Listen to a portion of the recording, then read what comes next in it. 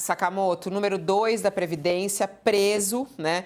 Prisão domiciliar, como disse aqui o Fábio, está tentando entender por que a prisão domiciliar dele, a gente ainda não tem os detalhes disso.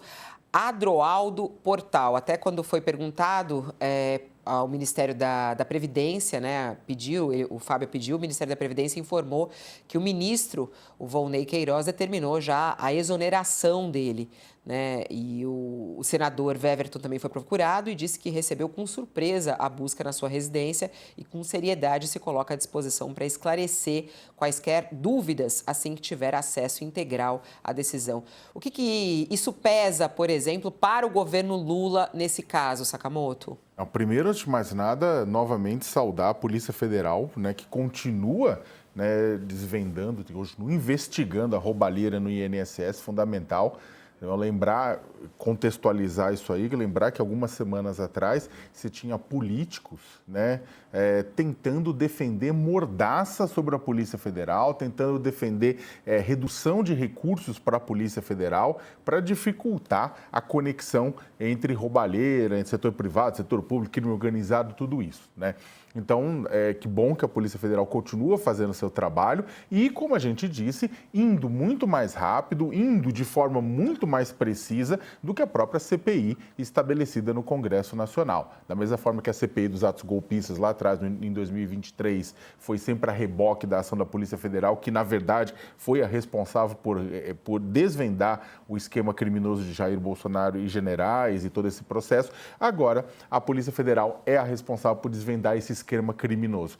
E o seguinte, Fabiola, ao atingir o número 2 do Ministério da Previdência, né, uma pessoa que é ligada ao PDT, e o PDT era o Ministério, né, o Ministério da Previdência estava na mão do PDT, estava na mão do Carlos Lupe, que era presidente do PDT, isso mostra uma coisa, que falta, não adianta só você substituir a cabeça do Ministério ou alguns nomes quando você encontra um processo de corrupção ou um processo de roubalheira estrutural. Este é o ponto. Eu não estou querendo acusar antes da hora, né, no caso, condenar A, B ou C. Eu estou falando o seguinte, quando você atinge uma situação como essa, quando você mostra que determinada pasta tem um problema, esse problema é estrutural. Ele não é simplesmente uma ou duas pessoas, tem mais gente lá dentro que fazia essa roda funcionar. E mais gente que foi indicada neste governo, que foi indicada em governos passados, que foi indicada em outros governos, porque essa roubalheira vem de tempos, né? Então, a gente até, nas apurações, mostram que o senador Weverton, que tinha uma influência grande também disso, tinha a mesma influência no governo passado também.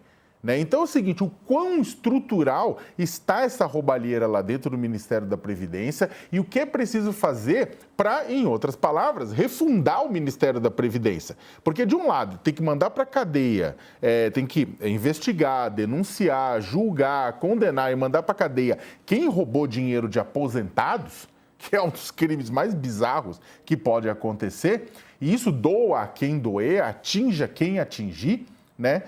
Por outro lado, a gente precisa mudar a estrutura do Ministério da Previdência, porque a Previdência Social diz respeito a todos nós. A gente contribui com a Previdência, a gente espera ser aposentado, a gente espera que esse negócio não tenha um colapso, porque o pessoal resolveu mamar loucamente nas tetas da Previdência. E vamos lembrar que mamar nas tetas da Previdência é um dos esportes nacionais. Vira e mexe há décadas, você tem denúncia de roubalheira vinculado à Previdência Social. Então, este momento é importantíssimo, a Polícia Federal tem que continuar desenrolando esse novelo de lã, tem que fazer todas as investigações, atingir todo mundo que tá sendo citado, vai investigar.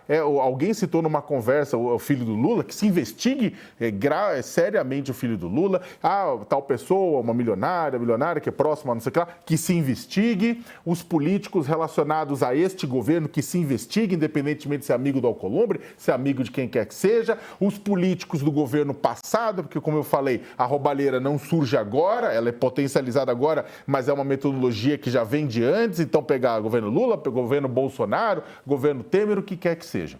Né? O ponto é o seguinte, só que o que não pode acontecer é, em determinado momento, alguém tentar botar um cabresto na Polícia Federal quando descobrir que isso, tal como o Banco Master, é um tipo de inquérito de fim do mundo. Ou seja, que pega tanta gente, mas tanta gente, que alguém em determinado momento diga, bora assar uma pizza? A gente vê, por exemplo, nesse caso, Josias, as pessoas estão aqui falando muito, né? Por exemplo, como que isso. Porque esse número 2 do Ministério da Previdência ainda estava lá, né? E agora ele foi preso, mas quer dizer, desde quando esse caso todo estourou, ele ainda estava atuando lá. Como é que você está vendo, Josias, o papel do governo Lula em relação a esse caso? É preciso fazer um pouco mais? Isso também esbarra no governo? Isso pode prejudicar a imagem do governo na sua análise? O Sakamoto lembra muito bem, isso não começou de agora, as investigações mostram que isso vem de muito antes. A gente vê também a força da Polícia Federal e a independência de a Polícia Federal focar, inclusive, em pessoas de dentro do governo, né? Mas é preciso fazer um pouco além no governo? Como é que você analisa? Não tem nenhuma dúvida, Fabíola. O governo Lula, o escândalo começou na gestão Bolsonaro, até antes da gestão Bolsonaro, mas o governo Lula é parte dessa lambança. E não é uma parte negligenciável, não é um detalhe, é uma parte expressiva da lambança. Estava lá no ministério, Carlos Lupe era ministro da Previdência, e o Lula se absteve de fazer por opção o que fez apenas por pressão. Ele teve que sofrer pressão para afastar o Carlos Lupe. E está ficando claro agora, Fabíola, que é impossível que essa investigação chegue a bom termo se não for esclarecido o papel do Carlos Lupe nesse episódio.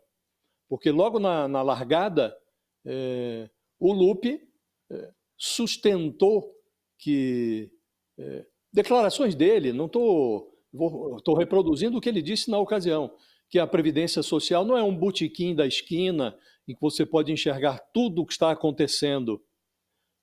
Ele disse isso quando ficou evidente que ele soube dessa fraude no início do governo Lula. Aí, dias depois de ter dito essa declaração infeliz, ele teve que admitir, porque as revelações foram mostrando que ele tinha tomado conhecimento, ele teve que admitir que soube, de fato, da fraude, no alvorecer de 2023, e foi ouvido, inclusive, na CPI do INSS, e ele se finge de morto, Fabíola, mas é impossível. Estamos vendo agora. Acaba de ser preso o número 2 na hierarquia da Previdência Social, que virou número 2 depois que o Lupe deixou de ser o número 1, porque o governo promoveu o então número 2, que era o Valnei Queiroz, é o ministro hoje. É um ex-deputado do PDT, e ele, que era o número 2 do Lupe, assumiu a vaga quando o ministro foi finalmente afastado pelo Lula. Como disse, por pressão, não por opção. Aí assumiu esse personagem que foi preso hoje, o Adroaldo Portal. E antes dele, já havia caído no caldeirão do escândalo o procurador-geral, o chefe da Procuradoria do INSS, o Alessandro Stefanuto, que o Lupe, Fabíola, logo que o escândalo estourou, ele também se esmerou na defesa do Stefanuto, disse que era um profissional exemplar, que não havia por que afastá-lo. A Justiça ordenou o afastamento do Stefanuto. Depois, à medida que a apuração foi avançando, ele ficou tão enrolado que teve que ser preso pela Polícia Federal, né? Então, estamos diante de um escândalo, Fabíola, que, sim, nasceu em governo anterior, mas ganhou proporções muito maiores neste governo. O escândalo que estava na casa dos milhões foi para avançou para as cifras bilionárias. Estamos falando de um desvio orçado pela Polícia Federal em 6 bilhões de reais, um assalto aos aposentados brasileiros de 6 bilhões de reais. Não é possível, Fabíola, que o governo reaja apenas, é preciso agir. E uma forma de agir, neste caso, já deveria ter feito lá atrás, é promover uma higienização completa do Ministério da Previdência. E o governo vai fazendo em conta-gotas, à medida que vão sendo presos ou afastados por ordem judicial os servidores da Previdência, o governo vai substituindo. Agora, tinha que fazer uma limpeza completa. Numa retaliação, no mês de maio, agora, numa retaliação contra o expurgo do Carlos Lupe, do Ministério da Previdência, a bancada do PDT, são 17 deputados federais, soltou uma nota dizendo que decidiu deixar o bloco de apoio do governo Lula. Ia ficar independente, não ia mais apoiar, porque estava protestando, estava muito insatisfeita porque o Lupe tinha sido substituído. Então é preciso, nesse momento, que o governo abandone essa politicagem. Está apoiando, não está apoiando. Aqui é preciso apoiar o assaltado, é preciso apoiar os aposentados. Então essa limpeza no Ministério da Previdência já deveria ter sido feita há muito tempo. Do mesmo modo, Fabiola, o governo errará se tentar blindar, e isso já aconteceu agora na CPI. Ainda outro dia, dias atrás, o governo se mobilizou para blindar, para evitar a convocação do filho do Lula na CPI. E há um depoimento de um personagem envolvido nesse escândalo, citando o filho do presidente da República, e isso precisa ser também muito bem esclarecido. A CPI estava lá, foi rejeitado o pedido por 19 votos a 12. E tem um personagem, um ex-funcionário desse careca do INSS, que é o grande líder desse esquema, desse assalto. O sujeito se chama Edson Claro, e ele disse lá que o tal careca do INSS dava dinheiro ao filho do Lula. Falou cifras que parecem exageradas. Falou em 25 milhões de reais.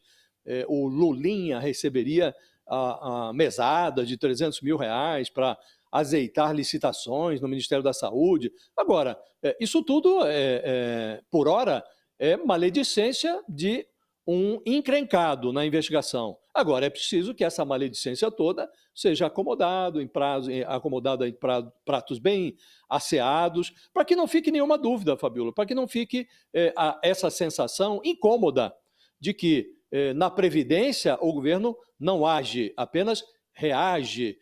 A Polícia Federal entrou na história porque a Controladoria Geral da União vasculhou ali esse escândalo, também numa movimentação muito esquisita. A CGU identificou o escândalo, mas não informou a Casa Civil. O ministro Rui Costa até já reclamou disso.